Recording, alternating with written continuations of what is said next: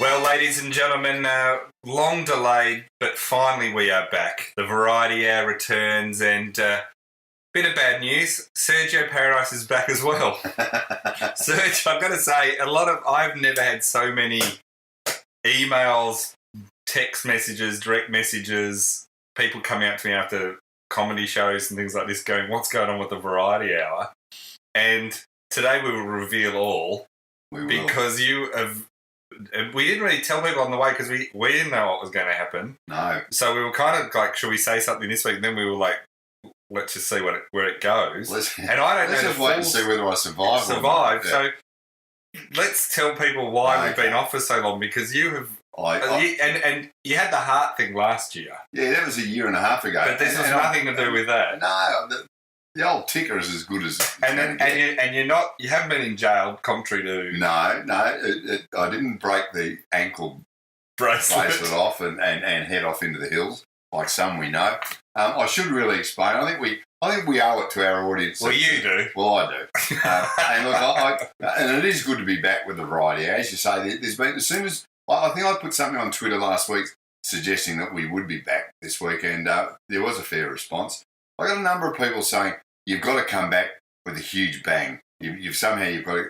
But I was hoping that we might just slide under the radar and have nobody know. That more a whimper than a bang. Bit like the A-League finals. No one knows. But we are back. I should stress, I was in hospital for 5.5 weeks.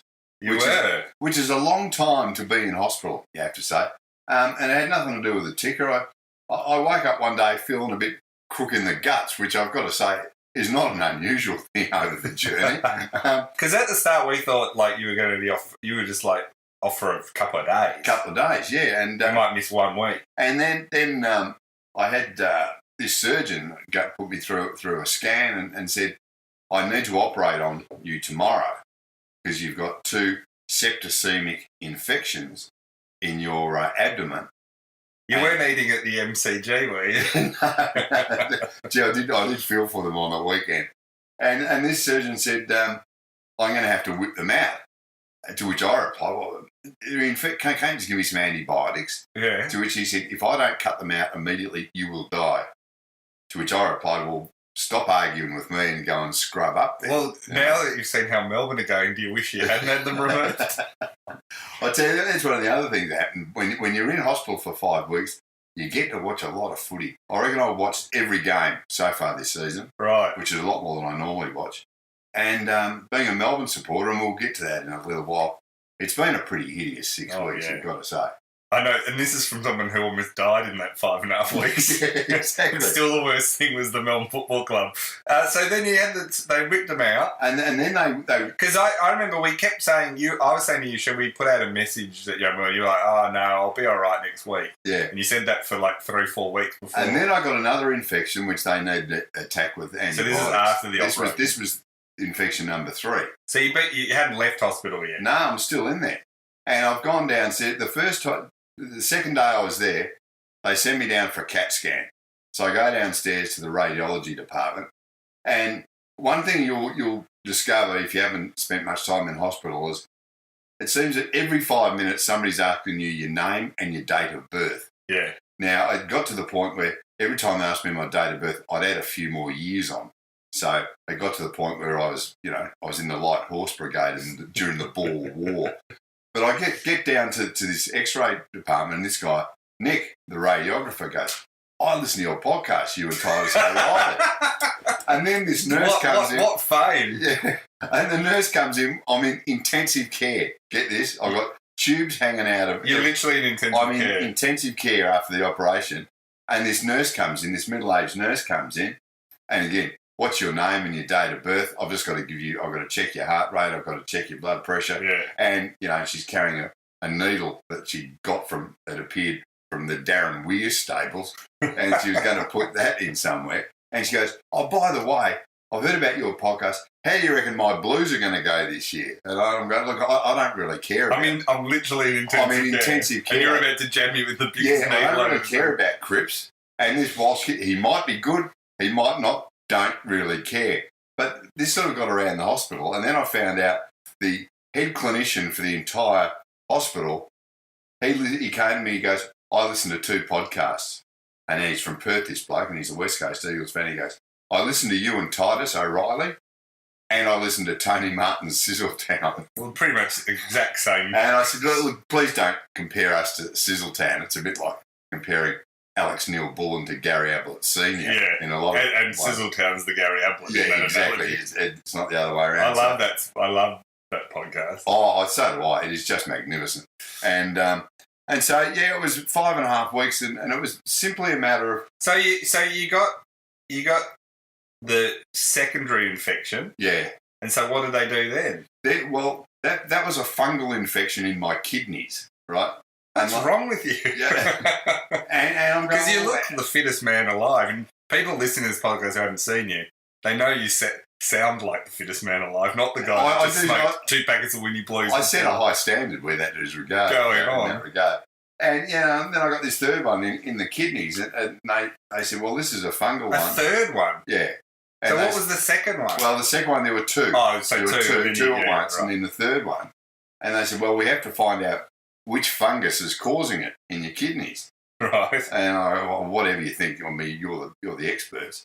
But that took them... You're the expert. That took them... I like how you say that like, oh, look, I could guess. Yeah, you can leave it up to me. You know, I'm either watching, you know, that Eric Banner show on Netflix or solving my fungal problem in my kidneys. And I was getting these hideous fevers at the time, but they finally worked that out. And then it just became, like, as I say, 5.5 weeks. It sounds like you are literally about to die, but because they're infections, they then go, well, you know, you I know you feel fine and you look fine and all that. You could probably go home from hospital, but just to make sure we've got the infection, we're going to put you on a drip. But you told me after the fact that you were really touch and go. Like, this was actually very serious. Well, the third infection, the fungal one in the kidneys, they couldn't quite work it out. And I'm thinking kidneys, you know, dialysis, all this sort of stuff. Yeah. Death. This would make a lot more sense if it was your liver. Yeah, it would. Exactly. I was thinking the very same thing. You know, if he said, look, you've got cirrhosis, you either need a transplant, Darren Hinch style, or you're about to kick the mortal core. But it wasn't that at all. But it was simply, you know, one of those things that needed a fair bit of antibiotics. But do they know what caused the original stuff? Well, I asked that very same question, and the doctor, the guy who barracks for the West Coast Eagles, he said, you were in hospital a year ago. He said, if you want to get an infection, the hospital's the best place to get it because the joint's crawling with them. So what he reckons you might have picked it up back then? He reckons he's picked it up in another hospital a year and a half before. And it's just been sitting there waiting. It's been sitting there brewing, and it's finally got to the point where, you know, I'd take it out. I said, well, you know, good for you. And so now I'm back. I'm back, and as you say, Mr. Fitness, I lost a lot of weight. I lost about 9 or 10 kilos while I was in there. And I said to your male modelling weight. Well, exactly. At least my hand modelling days, you know, George Costanza style. But you do have beautiful hands. No, I don't want that to go. Yeah, they'll come across a bit creepy, but man, I wish the listeners could see them. They're calloused, you know. Do you mind if I hold them for a second? And I said to the doctor, let's just get on with things, and he finally let me out about a week ago. Jeez. So there you go. And I have no intention of going back there in a hurry. And I've got to say, I won't name the hospital, but geez, hospital food is pox. Was the hospital good though? The hospital was good. They did save your life, so you got to be a bit nice. And I did have Netflix, which was pretty handy. Yeah. Normally, your hospital TV, you usually get 4 channels and about 7 cartoon channels. Yeah. But watched a fair bit of Netflix. And any recommendations for the listeners? Oh, what was it? It was Dirty John with our old mate Eric Banner. Yeah. That was very good. There's a lot of shows at the moment about how women hook up with just horrible blokes, and you kind of go, "Why are these popular? That's just life." Look at Married at First Sight. I mean, Did you watch Married at First Sight? I watched a bit of it, the first couple of episodes, and I thought, okay, this will be over next week. This is crap, and then I suddenly realised, no, it's on about 5 nights a week for the next 2 months. And I thought, no, I'm not touching the rest of it. Yeah. It was just, I'm not spending my last days on earth watching this. I might not be literally, life's too short to be watching this. So, no, I skipped You Married at First Sight. So are you a lot better now? I'm a lot better now. But then as soon as they let me out of hospital, what do they put on telly? People making Lego. Oh, really? I've got to watch Hamish Blake doing Lego Masters. And again, life's too short. God, Hamish is the perfect host for that show, I've got to say. I haven't seen it. Oh, it's been on the last 2 nights. Oh, right. And if you want to watch people competitively building Lego, that's what you see. My problem is I've got to the point now where I basically watch sport. Yeah. And then that's about it, really. Everything else is exactly. I mean, as I say, I've watched more footy in this the first 6 weeks of the season than I generally get to watch for the entire year because it's been virtually every single game. Yeah. So I've sort of got my head around most teams. That's new for you to know what's going on in the footy instead of just talking about it. Pretending. You're usually the Sam Newman of our this whole podcast. Like exactly. Well, we do apologise to everyone that we haven't been on for a while, but it got really serious for a bit, and we were. And that was a fairly. And we kept wanting. I kept saying, "Should we tell people?" But you were like grumpily going, "No, I'll be right next week." No, yeah, I'll be right in a few days, and then I'll be out, and then I'd feel crap, and then somebody would walk in again and say, "What's your date of birth?" with another giant needle. And that would knock me out again for a couple of days. Oh, so no, it is good. And God, we've missed a lot of good content, I've got to say, but we've got lots here. Plenty going on. It's been amazing. I've been to a lot of. Well, and you've in that time you had a sellout season at the Melbourne International Comedy Festival. I had a great comedy festival. Yeah. It was really fun. Although the second week I was a bit crook. I had to cancel one show because I literally had no voice. Don't complain to me about being sick. So I apologise. Yeah, but this one I missed something important. So I apologise to people who had tickets for that night. I was literally bedridden. What do you do in that situation where they email everyone and refund everyone? Oh right. But then pretty much the rest of the run was all sold out. So I did feel a bit bad. So bigger venue next year, Rod Laver Arena. No, it was fun. I had a really good time doing it, except being sick. I was literally, that last week, I'd missed one, and then I probably should have missed 2 or 3, but I just made myself get up and do it, and I literally wouldn't speak all day. Just so you could do that I'd last just that hour, come off, and my voice was gone. There you go. So, I hope it's back. Not since Michael Jordan played with flu. Well, the fact that you are now opening for Hugh Jackman in The Man, the Music. Yeah, that's right. Nothing. That crowd will love a bit of AFL satire before they watch you go through a few musical numbers. So that was kind of fun. One thing, if we're talking about my festival show, yes, we obviously have to talk about booing. Hasn't that become the thing of well, it's like there's just so much form in the AFL now with booing. Yeah. So it's. I don't actually hate booing. No. Right? Like, we're Melbourne supporters. We often have to boo to wake our players up and let them know that they're at an AFL game. I've lost track of the number of times I've booed our side walking into the race in the members. I don't have a problem with booing sometimes. Like, I know people say you should never boo your own team, and we can get to a bit of that about what point does it, like, just complete support become ridiculous. Yeah. But I think booing is all about context. So I actually, I've said this before, I thought Adam Goode's booing was one of the most shameful things our game's ever had. I couldn't agree more. I thought we'd sort of got past that and everyone agreed that was a terrible, terrible blight on the game and what it did to Adam Goodes and his career. Well, I think there's we went past it. I think there's different things too. Like, Joe Watson got booed, but he did that week admit on TV that he'd taken something that was on the banned substance thing. Now, then people say, well, it wasn't, and he didn't mean it that way. So I get all that. But at least they're like, booing someone, if people suspect someone is a drug cheat, that kind of is not that surprising to boo, like someone. If someone's cheating sort of thing, or just when your team is just not putting in the effort, I can understand that. So I'm not always against it. I can even understand booing umpiring when it's particularly bad, although I feel bad about booing the umpires because I've said this before 1,000 times. The umpires are like the call centre people. They don't set the policies. They're just the idiots on the end of the line who have to defend them. Yeah. And they probably agree with you that a lot of them are stupid. A lot of them are stupid, yeah. The AFL keep changing all the rules all the time. They make them highly subjective, and then they go, hey, enforce this. Yeah. and then the umpires are like, and then they change it often. So, and they make it highly subjective. So I actually don't blame the umpires at all. Yeah, I feel for the umpires this year for exactly those reasons that you've just said. I think they've been given a hospital hand pass. Yeah. The only umpire I genuinely don't like, in all seriousness, is Razor Ray. Yeah. Because I think Razor Ray, the fact that he does media and he's got a talent manager and he makes it a bit about he makes it about him. Yeah. You can tell. Like, so that's what annoys me about him. And did you know that the umpires now have their own leadership group? Do they? They do. It's true. I heard this on Footy Classified last night. Yeah. Hutchie was explaining that they have their own leadership group, and so this will surprise you.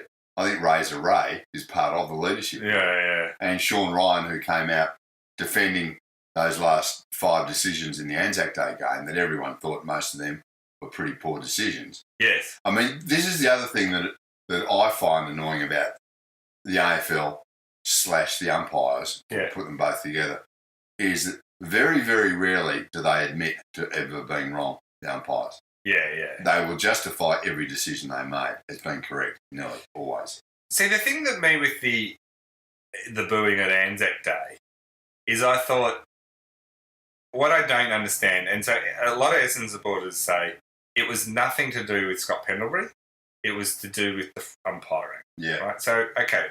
That's an easy Let's say that's way out, though. Well, but then you go, well, why were you booing at the time you were booing?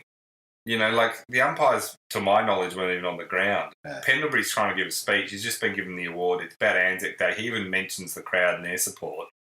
And the fact that it's Anzac Day and all this, I'm not sort of there where I go, this is a shameful episode and all Essendon supporters are the worst people in the world. I don't think I think there was probably a lot of Essendon supporters that thought it was poor. Yeah. And I think there's a lot of Essendon supporters that were probably just in the heat of the moment booing umpiring, right? And the fact that Pendlebury got one of the free kicks, right? But I just thought it was like a bad look. It just looked... It wasn't great. Like, there's a time to boo, and I get it. I also think, watching that game as a neutral observer, I thought the Bombers were hard done by on a few free kicks, but I also thought the Pies were... People always notice the last 5 minutes of umpiring decisions, but you could have argued that the Pies should have been a couple of extra goals ahead from I other... was about to say the same thing. I think, we've always said, like, generally in most games, you can argue about specific umpiring decisions, but overall, we always tend to say it kind of evens itself out. Yeah. And I reckon in this game it did. Though, as you say, both sides copped a couple of dodgy ones. Yeah. But that happens in most games. And then also people turn around and go, oh, the umpire should let them play, or and not call them and stuff. So you never know what the umpires are meant to do on some, because some they didn't call. You can say let them play, and then if a guy cops one brutally around the neck, you have to pay it. Yeah, that's right. So I kind of thought that it was, it was just it just wasn't a great look, but it wasn't like, I think when, I don't think it's like a stain on the game like the Goods one was. I think it's a very different set of circumstances. The Goods one stands out on its own for all the wrong reasons. Yeah. Whereas this one, my qualm about all the fuss about booing over this past week is the more you tell AFL crowds not to boo, they'll boo louder and longer. Yeah.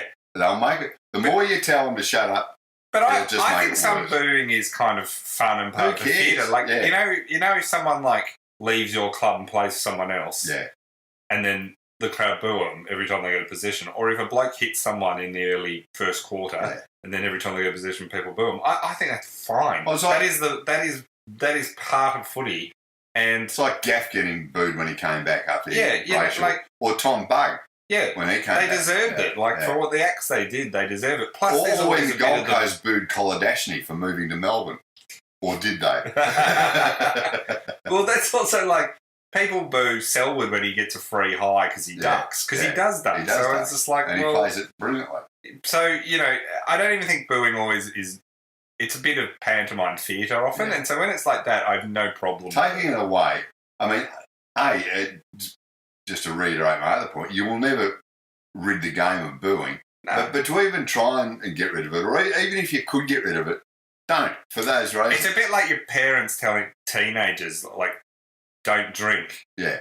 Like, they're not going to go, oh, okay, you've told me off, I'll stop doing it now. Yeah, you know they're going to drink your vodka and fill the bottle up with water. Not in your house, they'll know. Plus the vodka's probably already been drunk. Anzac Day was a crazily busy... It was an eventful day, wasn't it? Oh, it was, because on top of that, there was food poisoning at the MCG, which you have no sympathy for these people because they seem to be okay, but they had the president's function, or it's in the Olympic room, so that's in the Olympic stand. Yeah. And it's the big room, big function room. If you're not aware of it, it's got usually, I think I see that's almost 2,000 people, and they're all tables and chairs. This was the Essendon president. Yeah, so whoever's the home game usually has a president's function there. Yeah. Sponsors, I think tickets are like about $700 to $800 a head. Yeah. People usually companies buy the table, and take guests. And then it will always have the presidents of both clubs, any AFL luminaries that are there, people like that. And I've spoken in that room a few times. So it's a great room. It's very high end, like high end for the footy, you know. Like, so they serve a three-course meal. Nearly every bloke's wearing a suit. Everyone's suit and tie. Yeah, you don't rock in there. So that's the scene. But apparently 30 people went down with food poisoning after they had I think it was a duck terrine. No, chicken and rabbit. Oh, chicken and rabbit terrine, sorry, yeah. And see... oh, yeah, sorry, chicken, it was the entree. I think which is a brave thing to say. Well, a terrine by its very nature is served at room temperature. Yeah. So you're just asking for trouble. Yeah, and who puts rabbit and chicken together in any dish? I know not in my house. No, it wouldn't happen in your house, not on purpose. So they 30 guests went down with quite serious food poisoning. 7 were taken to a hospital. They're all in state. But it happened really quickly too, because often you get food poisoning, it won't kick in until 12:30 was 4 hours later. Yeah, 12:30 was served, but by 3:30, which is about a few hours after that, they said people during some speeches, because I always have speeches at these events, they would Eddie Maguire actually was there and said they were dropping like flies around them. People just suddenly, and he said in the minute of silence, people were trying to stand up, and then they end up going down, and it was quite a thing. While the minute silence, they were dropping with like stomach cramps and all this sort of stuff. Gee, that's a lack of respect. Yeah. Just because you even stood up in hospital. One thing they said, they asked Eddie Maguire, because Collingwood president was there. He said, they said, did you try the terrine? He said, to be perfectly honest, I passed on it. It was served to me, but I didn't want to have a go at it. Do you think this was an attempt to poison Eddie Maguire that's gone wrong? That would make a lot of sense. It would make more sense if it had been a Collingwood-Sydney game. Yeah, that's right. Then you'd be very wary. You'd be very, very... Yeah. Imagine how bad that... everyone has bad days at work. Yeah. The catering staff and whoever put that menu together. And this is like for getting the president's lunch in the Olympic room, as you say, with literally hundreds and hundreds of people. And they're all dignitaries, like any VIP politicians, CEOs of industry, there's, AFL commissioners and all this sort of stuff. As you say, politicians. It's not a good room to do it in. No, whereas the rest of the MCG, on that level, there are corporate boxes. Yeah. I mean, dozens of them. Normally, you just get your party pies and your dimmies. That's right. But it had to be the Olympic room for the big, the warm terrain of the chicken and the rabbit. You know what I think about? I think about those that having a horrendous day at work, and then you read stories of people who've obviously had a much worse day at work than you. Yeah. And so this is a good example. I always remember when the Notre Dame fire, how they were rebuilding part of it, doing a reno basically, and they reckon it was electrical fault. And so those guys trying to fix Notre Dame, what a bad day at work when you set the 15th century or whatever. Did you hear the following bit to that? Yeah. In Notre Dame. They discovered it wasn't an electrical fault. It was those electricians. Yeah. But they also found 15 cigarette butts up in the top there. Oh, so they would have been in huge trouble. No, they're in huge trouble. So they're up the top there. They're having a dart. They're all having a dart, and they've dropped it. And one of the darts has caused the fire. An 800-year-old cathedral and burn it to the ground. I got in. As you say, that's not a good day at work. I made the joke online. I said I did a poll on Twitter, and Facebook, which rebuild would be quicker, Notre Dame's or Carlton's? Yeah. And Carlton fans have just been bit upset. So upset. Like they're like, I can't believe you're stop making jokes at Carlton's expense. And I'm like, no. And they're like, why don't you bag Melbourne? I go, have you read anything I've been saying for the last decade? Like, I bagged Melbourne more than any other club. They've been the worst club over that time. Like, but I think it's getting to them. Yeah. And I understand being a Melbourne supporter. I know they're just, the sense of humour of Carlton supporters just evaporated. And then they had that one win. Yeah. And it was like, Carlton is so simple. Carlton supporters and Melbourne supporters are exactly the same now. They reacted to that one win like they'd won a premiership. Yeah. And we did that too. Remember we beat Geelong that time down in Geelong? That's right. A few years ago. Yeah. We acted like... We're back. We've got tattoos and where's our WEG poster? And then the great thing about Carlton is they've had that win.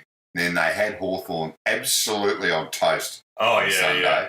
6 goals in front. I did actually feel for them because I'm like, all the emotions they're feeling, that's the emotions we feel. Completely understand. Which we should talk about, Melbourne, because it is I went on a massive rant yesterday in my knee-jerk column. You did.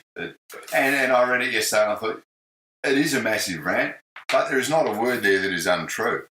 Well, and I can't always say that about your work. No, it's usually all untrue. The thing that bugs me about Melbourne right now is there's a bunch of fans online and various things, and I chat to Melbourne fans and they go, oh, I can't believe fans are turning on our team. This is the time to support them. And I'm like, you know what? I support them by going every week. Yeah. And I mean, I know Melbourne's not a huge fan base, but the people that do really support the club, we go every week. Yeah. We buy and we go every week knowing, like I went to St Kilda and Anzac Day. So in the space of less than 7 days, went, even though I knew we'd probably lose both of them. Yeah. And watched them just be abysmal. Yeah. The true Melbourne supporters, we have for decades, but especially the last 10 plus years, have bought memberships knowing full well we will not be playing finals, and it'll be a painful year. We still fork over our membership money. Exactly. We go every week and buy food and do all that stuff and cheer and put in more effort half the time than the players have.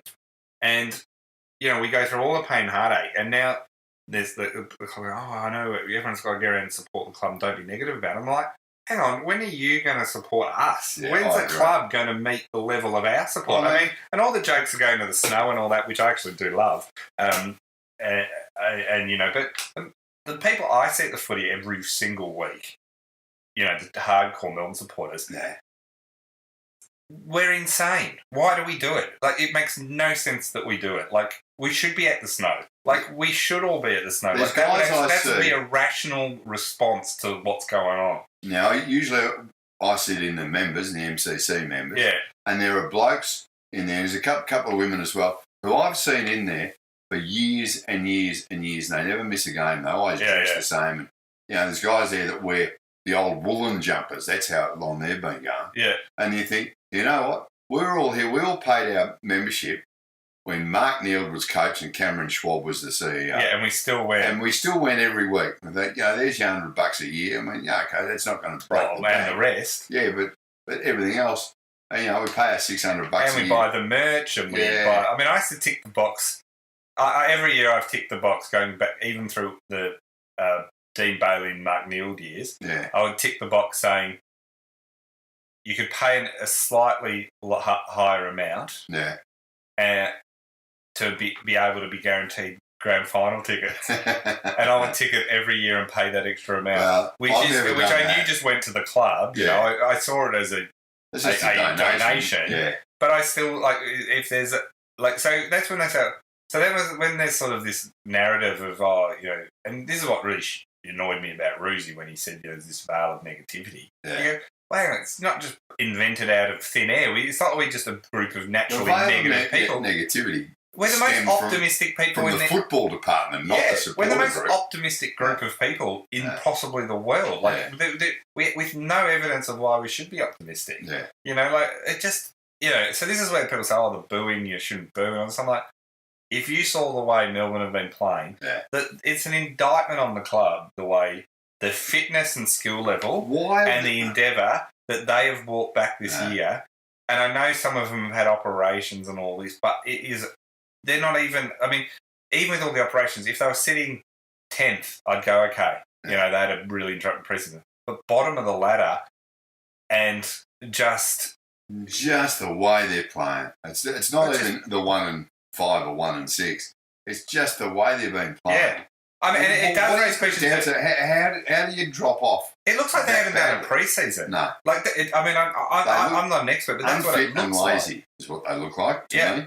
I mean, the way St Kilda ran off them. Yeah. Like it was... They were very different games, the Richmond and St Kilda one, but the way St Kilda ran off them, Melbourne just looked so slow. They just looked abysmally slow, like not at VFL speed, and then Richmond, they were just turning it over. Well, it was under the pressure. Richmond put the pressure on, and Melbourne just... How many handballs were just coughed up in the air or went to a Richmond player, and then on the rare occasion we would get the ball clear across the centre line or half-forward line, and bang it to 3 or 4 Richmond defenders all standing there on their own. One of the things Paul Roos wrote in his book, which I found actually, usually read football books and there's like zero insightful things in them.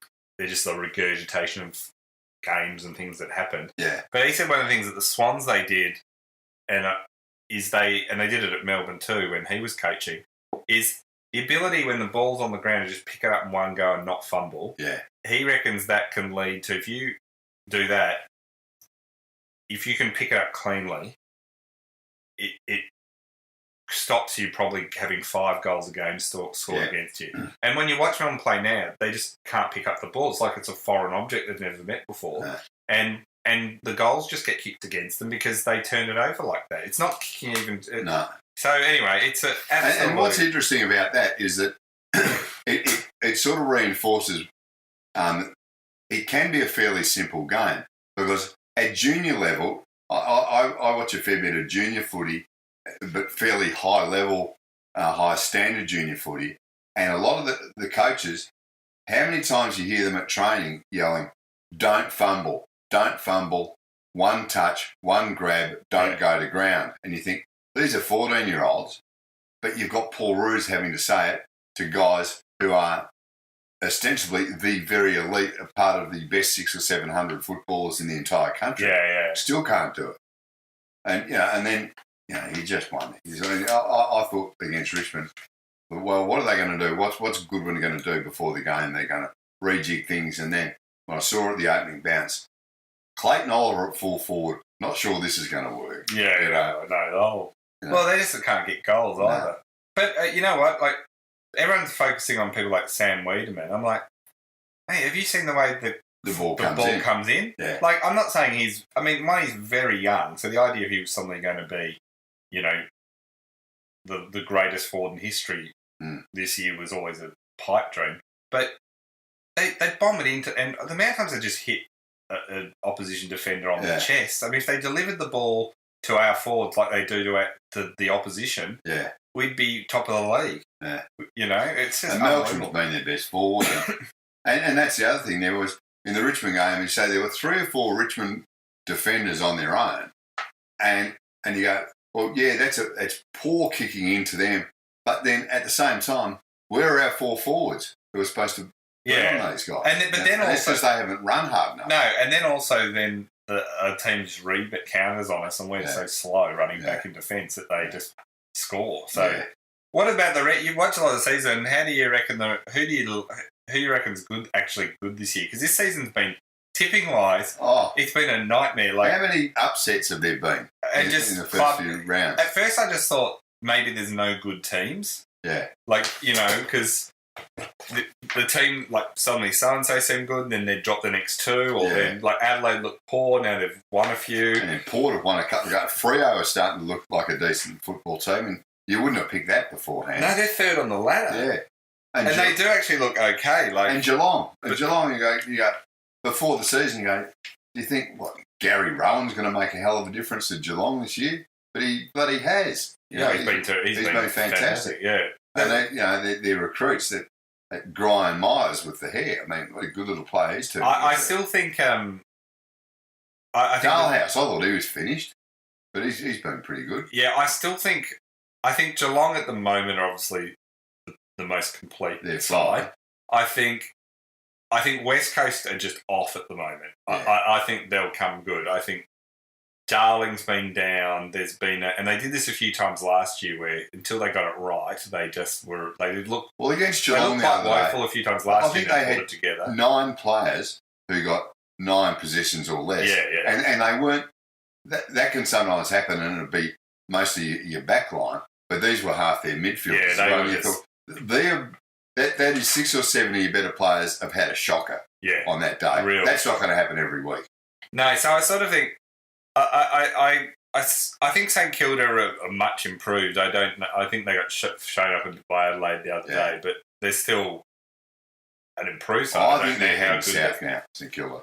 Yeah. Yeah, I think that their injuries are starting to catch up on them. Yeah, they do have a lot. I think Brisbane are like any young side. I think they got all the raw talent, and they got Lachie Neale's been amazing. But I think they're going to be up and down. Lachie, what a great. It's amazing how there wasn't. I think he just wanted to go to Brisbane. He's come straight off winning an Oscar for Bohemian Rhapsody, and now he's just absolutely flying. But he is killing it. Like I can't believe that he wasn't more in demand. But I think he was pretty keen just to get to Brisbane. I think he was, but we being based in Melbourne and not seeing as much of the Perth teams. Did everybody underestimate what a good player he was? I knew he was good, but you when you're in hospital, especially, but because I watch every game every week, you do get a real watching every game is very useful because you do really get a sense of. I don't reckon I saw probably more than 2 Fremantle games most last year, and you read each week, you go, "Oh, Lachie Neale, he's having a good year," and he's getting plenty of it. But when you see him actually play 4 or 5 games in a row, you go, geez, he is a very good player. And he's only a midget too. He's tiny. Yeah, he's not big. So it's been an interesting year. Essendon are on the right track. I hate to say it, but I think you're right. Yeah. I hate Essendon. I still think Collingwood are a real shot. Yeah. Because Collingwood have that benefit as much as like they always complain about. I love how Eddie always complains about benefits other teams get. Collingwood get the massive benefit of their home games, and most of their finals will be at their home ground. Yeah. It's a huge benefit. And they very rarely have to travel interstate. Yeah. So it's been... I've enjoyed the season in ways, despite my own team, but God, it's been... I mean, I loved Eddie Betts' 300. I love Mundy's 300. Yeah. I mean, he's another player. If he was based in Melbourne, I mean, if he was at Collingwood... And Eddie Betts, I mean, again, his 300 was just, as you say, sensational, because his first 3 or 4 games this year probably weren't at the standard that he would have liked. Yeah. The Eddie Betts standard. But to kick 6 in his 300, and like that goal of the year one that he kicked. When I saw it, because I didn't watch that game live, but I saw that on the highlights, and I thought this was one of his part of his highlight reel from his career. And then I thought, he did this just today. Yeah. How good is he? What a day Eddie Betts plays though like the way you would like to play. That's how you imagine yourself playing in the backyard as a kid. Yeah. Do you know what I mean? There's certain plays I look at and you go. And the other thing I love about Eddie Betts is when he kicks a goal like that, which you can use it. You can tell it's not just a fluke. When most blokes kick a goal like that, he's done it so much. But his celebrations and reactions are always spot on too, I reckon. Yeah. Whereas some bloke like Xavier Dersma, he's starting to really annoy me. I don't even know who he is, but he's. Have you seen his bow and arrow? Yeah. And you've made this point numerous times. I don't like mimed weapons. They should have a mimed security checkpoint metal detector before you go. They should mime that before you go onto the field. Yeah. The mimed wand as you go through the race. Lift your arms, now turn around. Well, it'd be just like the ones that they use going into the members anyway. They may as well be mimed. Those ones. Yeah. Do you know when I went to the St Kilda game, I got everyone gets wanded now. And I was I was doing a function, so I was, dressed in the hat and everything and suit and everything. And so the guy wands me, and then he goes, "Just checking for hip flask, Titus." Oh, really? Oh, I thought, leave the jokes to me, thanks. You're wasted here. Would you like to come do my comedy festival show for me? Try the veal. This morning, James Faulkner, cricketer best known for the limited overs format, he put a Instagram post out. This is still developing, and I kind of... We may not even have the full story. Well, I think we do now. Yeah. I can update you a bit, but I still don't know, these are my initial thoughts, and probably yours too, which our initial thoughts are usually our final thoughts, because you and I have the sort to think deeply on anything. But he put a social media post up on Instagram saying he was having dinner with the boyfriend and added a hashtag together for 5 years. Right? And I think it had some love hearts in it and stuff too. So it looked very much... And a picture of his mum. And with his mum. Mum did having dinner too. So it looked very much like, to be honest, if it wasn't a sports person, it was just someone who, was gay saying that. Coming out to his it didn't even look like a coming out thing. Yeah. It just looked like an anniversary one, like completely benign and boring and everything, But because he's a cricketer, everyone went, oh my God, a major sports person has come out of the closet. So there's this rash of congratulations. Yeah. Then he had a bunch of other cricketing mates go, oh, well done, so brave and all this. Turns out they all knew it was just a joke, joke in inverted commas, because it was his business partner and roommate, and he was making a joke about being gay.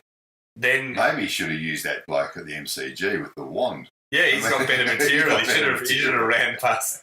So then it turned out that then they all said, oh, it's been misinterpreted. Right. And it's like, well, hasn't it been taken out of context? I love when the blame is put on everyone else for the tens of thousands of people who we just thought it's not that you wrote a clumsy post, it's that everyone else were idiots for not. You didn't get the joke? Yeah. You didn't know all the context that I didn't put in the post. So then he's sort of come out and said, oh, no, I'm just having a, bit of a laugh. So there are a lot of people who, are gay saying, well, it's the hardest thing to come out, and like the idea of you've trivialised the whole thing, Which I know a lot of people react and go, oh, he didn't mean it like that, it was just a joke, don't be so sensitive. And it's like, well, yeah, but that's the point they're making. It's completely, he didn't think it through. That's the actual point. Now, to say I'm surprised that an Australian cricketer didn't think something through. That's the big shot. or used social media in a poor way. I was going to say it's not in an inappropriate way, but it's just not a very good way. It's a dumb way of using it. Look, as you say, a poor way. I'm sure he probably meant... I'm sure he probably meant no real harm by it in his head, right? Just because you do something stupid doesn't mean your intention can be just. I think he was just thoughtless. Yeah. Do you know what I mean? And I think it's easy for people who aren't gay to go, "What's the big deal? It's a joke. Get over it." But I don't think those people have gone through the intensity and how difficult it is to be and to be gay and to come out. So I think it's easy for other people like even us to just be easy going back. That's just a joke. But I think it has consequences, these things. And it does, and it's not... And look, and as far as it... I'm very much of the point that you can joke about most things if it's really funny, if your joke's funny. Yeah. Now, James Faulkner, this is apart from the fact that it can have consequences these days, is that as far as jokes go, it was pretty lame. Yes, it's terrible. It wasn't that funny. Yeah. I know, and it's making a bit of a joke, And 20 years ago, no one had even thought of it. Forgetting about Instagram, but even if there was a picture of you in the paper with your best mate, and he'd said then, oh yeah, we're boyfriends and we've been together for years, people then would have gone, oh wow, that is something else, Yeah. But now, people are just, oh, really? People are aware about these things now, and as much as people bag it going, oh, everyone's so woke or something, it's actually just an awareness about how other people and live so their I've always lives a bit thought- more, which is not the worst thing. And it's inevitable that at some stage another leading, like an AFL footballer will probably come out as going. And I've always thought that if they do and they're smart, this could be the making of them, especially in a financial sense. You could become the biggest star in, the AFL from a media point of view. The problem I have is, like, for whoever does that, it's a bit like, you look at the Indigenous players who are, obviously not coming out or announcing anything, but even the ones that aren't doing anything, like Adam Goods did a lot of political stuff which people say they took exception to, but even like where that falls down is even like Eddie Betts, they just get racist comments. They just get crap from and idiots so anyway. whoever comes out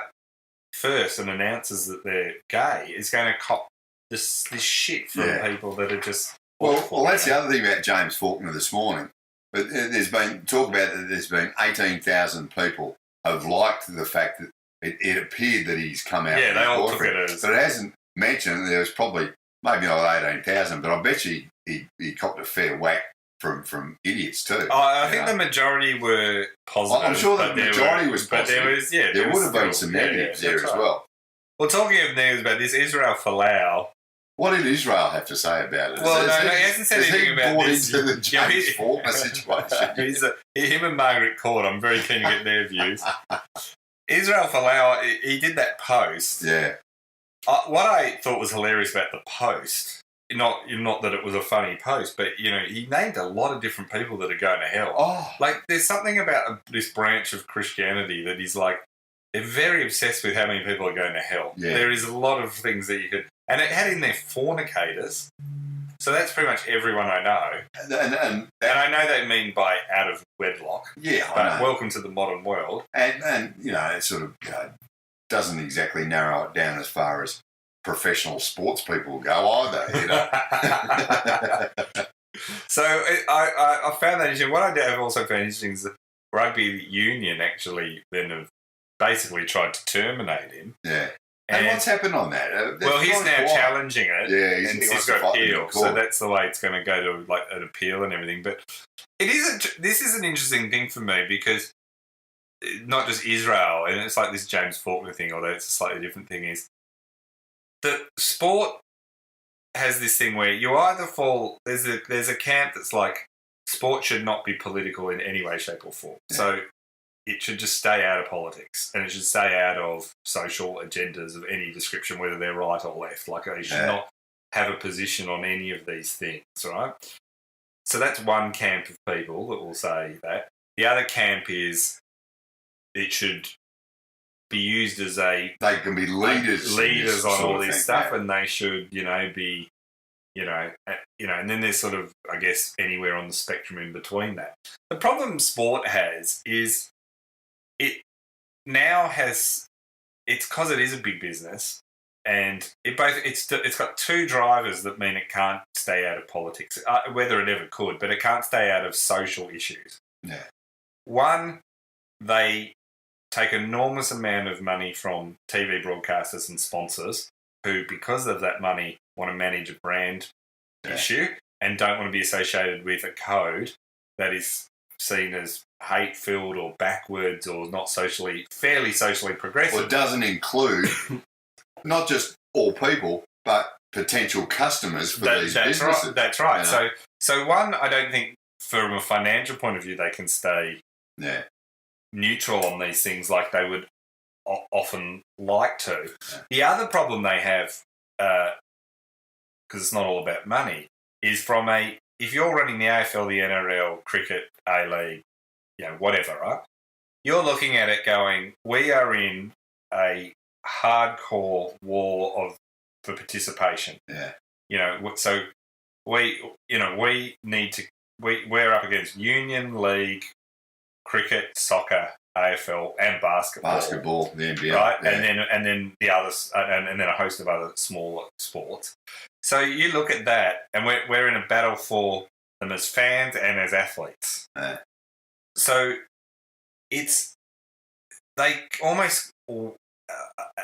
smart strategic business thing to do to go, we're going to try and be as broad a cross-section of society happy to join us. Yeah, exactly. We don't want to shut out any group, whether it's racism, sexism. We don't want to be seen to exclude class, anyone. like rugby union has often been seen as. Like, none of them can afford to do it. So when people say to me, oh, they shouldn't have cracked down on Israel Folau, I'm like, well, one, they'd be hypocrites if they didn't, because they're all out there espousing these social things. But secondly, I don't think it's sustainable for any code to not do that. Exactly. I had this argument with somebody. I said, look, as far as I'm concerned, it's not cracking down on Folau. It's not necessarily a moral call or judgment.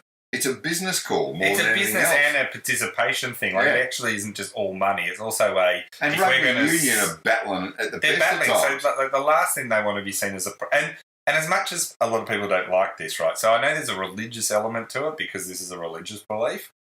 So people go, oh, well, it's religious. You go, well, it doesn't... People don't care now if it's religious or not. If you're seen as... I mean, the fact is, the majority of society have moved to a point, whether you like it or not, and you can be annoyed about this, but being annoyed at broad social trends is a quick way to get very frustrated at life, is if you are homophobic, and not just homophobic in a quiet sense, but if you go out and spout it on social media and things like that, you will be treated like a pariah. Yeah, you'll get yelled down in the same way that years ago you would have been yelling against gays or puffs in a That's right. That's right. Like all that stuff people used to say. It's gone the other way now. It's gone the other way, and you're on the receiving end. And and so you can, and you still have freedom of speech to say it. Yeah. You still have freedom of speech but everyone else has got the freedom of speech to come back the other way. Yeah, so mate, and say. And that's the reality. Now you can not agree with that. You can say, oh, well, the left are aggressive or the right are aggressive, or whatever. But this is just where society has moved to. Like, there's lots of things in society that it's like if you used to say, it used to be quite acceptable to say women shouldn't work once they've had babies. I mean, that was enforced in legislation around the public service. Once you had a kid, you were out of the job. Yeah. And so if you said that now, you'd be held down. You wouldn't even think of saying it. So that's where this doesn't operate in a vacuum. But even if any code would have the right to go, you know what, we're just going to totally stay out of these socially progressive issues. Yeah. Well, that code would be dead in years. What do you reckon? How do you reckon this is going to play out, the Folau thing? He's going to take him to court, and he's probably going to lose that on a technicality. I think it will get to a point where in future, and they already say that some of them have it, but I think a lot of them have not been tested before. I think it will get to a point where every code, as part of your playing contract and the EBA, the Enterprise Bargaining Agreement, in agreement with the Players Association, all the various codes, who also won't want to be seen as racist or homophobic or sexist, they will have a clause in there where if you use social media to do anything to bring the game into disrepute, that includes, and it will actually state far more prescriptively what the things are, and it will be done that now. But you know what?